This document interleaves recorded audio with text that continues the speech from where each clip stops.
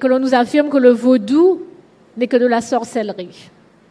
N'est-ce pas? Donc quand vous dites que vous pratiquez le vaudou, tout de suite, c'est toute une histoire, on vous soupçonne de toutes sortes de choses, alors qu'en fait, s'il y a une religion qui est criminelle entre toutes, c'est bien le christianisme, suivi de très près par l'islam. On n'a jamais entendu dire que des vaudouisants mettaient des bombes, n'est-ce pas, dans des avions, ou mettaient des bombes dans des galeries commerciales pour tuer, n'est-ce pas, des gens qui ne leur ont rien fait. On n'a jamais entendu ça. Aucune religion africaine n'a jamais fait ça. N'est-ce pas? Et pourtant, l'on continue, n'est-ce pas, à véhiculer cette image de la religion africaine, de la spiritualité africaine, comme quelque chose de négatif, de satanique. Parce qu'il n'y a aucune raison pour qu'un peuple impose ses normes, son expérience à un autre peuple, à moins que ce peuple-là accepte qu'il est inférieur. Et ça, je n'y consentirai jamais. Il est impossible d'imaginer que nous, les Africains, qui sommes le berceau de l'humanité, nous sommes les mères et les pères de l'humanité. Il n'y a eu personne d'autre avant nous. Nous avons passé 70% de notre existence, vous le savez probablement, en Afrique. Il y a 50, 60, 70 000 ans, toute l'humanité était africaine, était noire. Non seulement nous sommes l'Afrique est le berceau de l'humanité, et donc nous sommes les enfants de personne, nous n'avons de leçons à recevoir de personne, n'est-ce pas? Étant le berceau de l'humanité, nous sommes aussi le berceau de la civilisation humaine, comme Cheikh Anta Diop nous l'avait bien expliqué et l'a démontré. Donc encore une fois, nous n'avons de leçons à recevoir de personne, mais nous ne le savons pas, ou bien nous préférons l'oublier, parce que nous avons été tellement formatés, le lavage de cerveau a été tellement profond, que nous préférons continuer à vivre dans la servilité. Mais cette intoxication est encore plus grave au niveau de l'islam parce que nous avons vu, en l'espace de 3 années seulement, au plus, ce que Al-Qaïda fait déjà au nord du Nigeria. Les Boko Haram sont des affiliés à eux. Et ce qu'ils sont en train de faire au Mali actuellement, et qui c'est devenu une question d'actualité. Il n'y a pas une journée depuis quelques semaines où il n'est question de cela.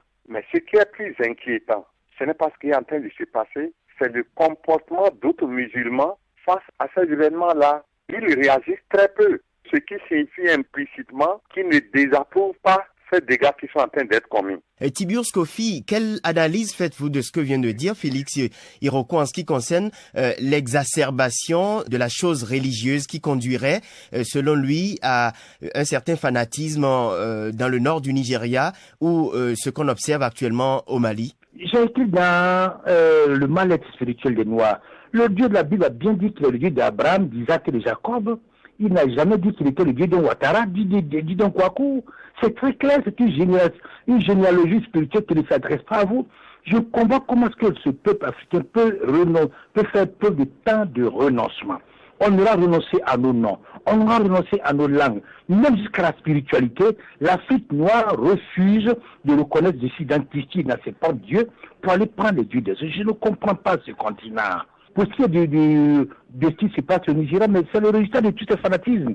Écoutez, ces régimes portés après tout ont développé le concept de la guerre sainte, comme s'il y avait la sainteté à faire la guerre. Mais en revanche, je constate que les religions négro-africaines ne se sont jamais fait la guerre entre elles. L'animisme négro-africain est des faits de tolérance, d'acceptation de toutes les pratiques religieuses. Les Africains se servent aussi de l'animisme pour se faire du mal. On a parlé de la sorcellerie tout à l'heure. Mais l'idée du mal existe dans toutes les régions. Les Africains n'ont pas inventé la bombe H. C'est bel et bien l'Occident qui a inventé la bombe H qui tue les gens. Est-ce que la sorcellerie africaine tue plus que la bombe H? Est-ce que la sorcellerie a tué autant que Hiroshima et Nagasaki? L'esprit du mal existe, la culture du mal existe dans toutes les sociétés du monde. Et à ma connaissance, si nous examinons les rapports de destruction massive, eh bien, le mal en Occident a plus prospéré qu'en Afrique. Il n'y a pas de tueurs plus organisés, plus éloignés, plus systématiques que ceux d'Occident et du monde arabe. C'est des millions de gens qui, à la Deuxième Guerre mondiale, a tué combien de personnes? En 6 ans, des millions de personnes. Êtes-vous sûr que la sorcellerie a tué des millions de personnes en 46 ans? Êtes-vous sûr? Vous avez vu un village africain être détruit par la sorcellerie? Pour 2 ou 3 malheureux gars qui sont morts, on dit que c'est les sorciers. Encore, faut-il te démontrer? C'est la tante qui a mangé son âme. Il faudrait démontrer ça. Mais la tante peut manger combien d'âmes par an? Et puis elle mangeait combien? Ce n'est pas le christianisme qui va nous libérer, ce n'est pas l'islam, c'est pas nos religions, c'est pas notre histoire, ce n'est pas notre cheminement spirituel. L'islam et le christianisme ont asservi spirituellement nos peuples, leur ont dévoré le cerveau. Tant qu'on n'a pas mené cette guerre de libération spirituelle, on ne s'en sortira pas. Un peuple qui est incapable d'identifier la souffrance de ses enfants est un peuple voué à la perdition. Aucun peuple n'a plus souffert que nous. Jésus n'a pas plus souffert que les Noirs.